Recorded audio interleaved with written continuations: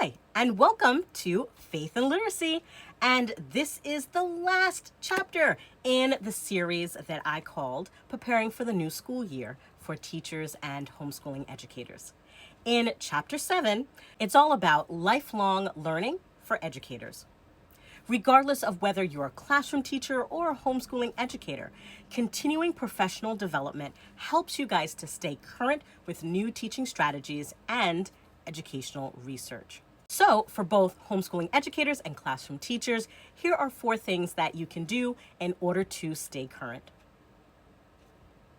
Now, remember in the first part of this series? If you haven't, go check it out.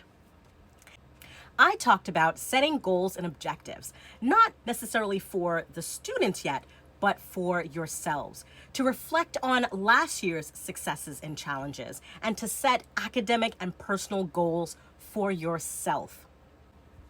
Well, here you're going to be reflecting on those goals that you set at the beginning of the school year. You should attend workshops and conferences, participate in events that focus on areas of interest and areas that you want to grow in. Maybe it's an interest that your child has that you're not too familiar with.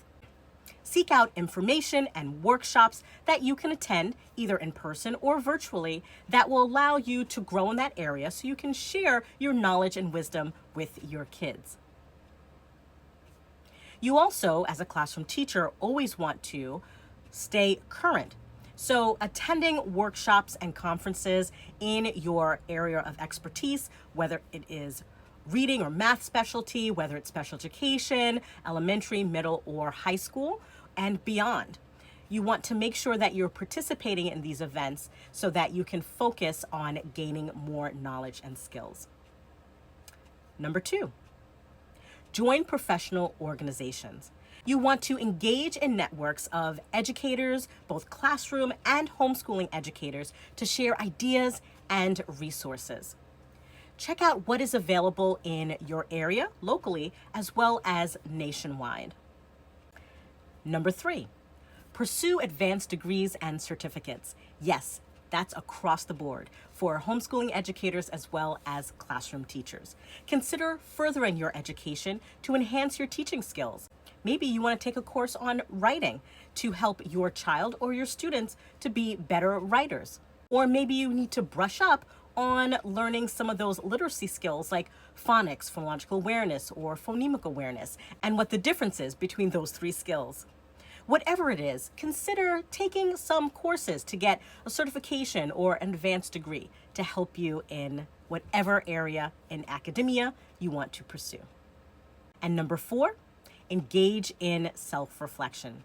Just like I asked you in the previous video to make sure that your students or your kids are constantly reflecting on their academic and behavioral goals throughout the year, you want to make sure that you are regularly evaluating your teaching practices and seek feedback from your peers and mentors.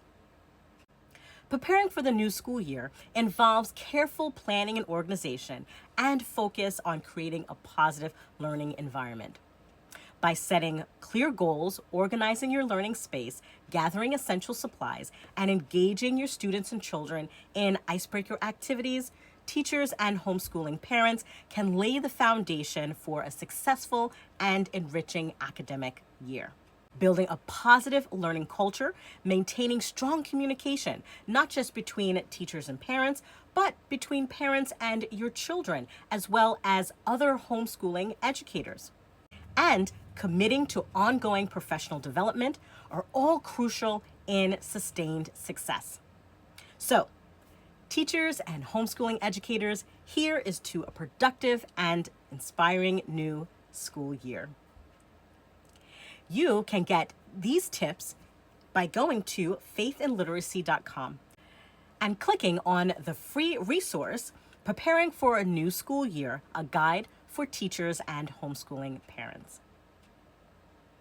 And don't forget, go to faithandliteracy.com for all of your needs for literacy resources. It doesn't only include ELA specific resources, but also extends with science and social studies as well. And don't forget, if you haven't, hit that follow button so you know when I'm bringing you more information like this. Also, like, share, and engage. Engage in this video and other videos here on my channel. This is Faith and Literacy, and I hope this was helpful, and I'll catch you later.